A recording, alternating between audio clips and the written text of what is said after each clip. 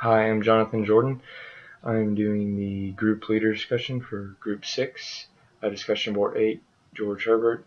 And we'll be going over two poems today, The Caller, and we'll be going over Love 3. Okay. And to start it off, if you've never read the poem before, to give you kind of an idea of what's going on, the speaker and the caller is a priest, kind of like a Catholic priest is the way I envisioned it. They always have a collar on himself, who has seen unfairness in his lifestyles. He's devoted his life to the Lord and is not allowed to indulge in the pleasures of life. Kind of like nuns can never have kids or anything like that. And this lifestyle is the same thing. If you become a priest, you give up on all that and you live your life for God. And that's just kind of the vows that you took. Those are still the vows that you take. This is why you ask God, have I no harvest but a thorn? Meaning that the only fruits of his harvest are the thorns. He contemplates resigning from his duties and partaking in double pleasures, basically all the sins that man can live that a priest cannot, or anyone who lives in a holy relationship with the Lord, they cannot do any of this. And he wants to do this in order to make up for lost time. His moral life has not been rewarding, but rather a burden. In his eyes, that he feels like he let his life pass him by and that he didn't get anything out of it. He's kind of losing a grip on his faith and his relationship with God.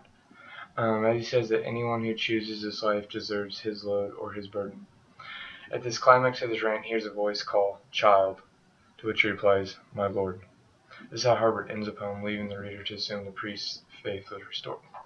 If you break down the poem, line 17, what I personally think, and this differs from my group, and I'll read what my group believes in as well. I think that fruit refers to hope or a second chance in response to the question if everything he has done has been wasted. He responds no, that there is fruit. This is leading to the resolution to make up for lost time. Fruit ripes and grows, which drops seeds in hopes of reproducing. This is the cycle of all fruits and plants live. So when his faith is withering away like a rotten dead fruit, he has a chance of a seed replanted and growing again. That's personally what I think, is that when we refers to that there needs to be another, something dies in order for something to grow. Like, for instance, if you see a fire in a field, you think it's destroyed, but it actually makes the soil stronger and can regenerate faster.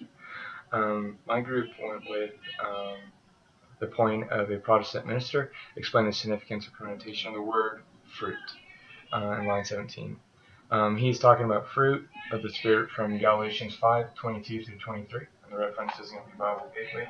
If you look that up, it gives the interpretation, which I agree as well. If someone reads, it's up to themselves to decide what's going on. This collar is a clerical collar, in my mind, but just like a dog collar, it is a restraint. It's a constant reminder on his neck that this is the life he chose, this is the life he's going to live.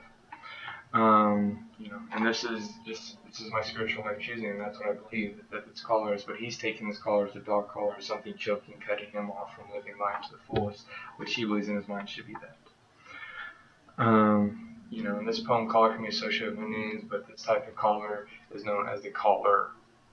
The difference is going to be C-O-L-L-A-R and C-A-L-L-E-R, like a play collar and then a dog collar, which in this case was God. The God's the collar. He's the one who calls you. Even if the dog does have a collar, you call him in, you grab him by the collar, you put him back in line when they're chewing up your carpet or anything. Same thing that God's doing in this.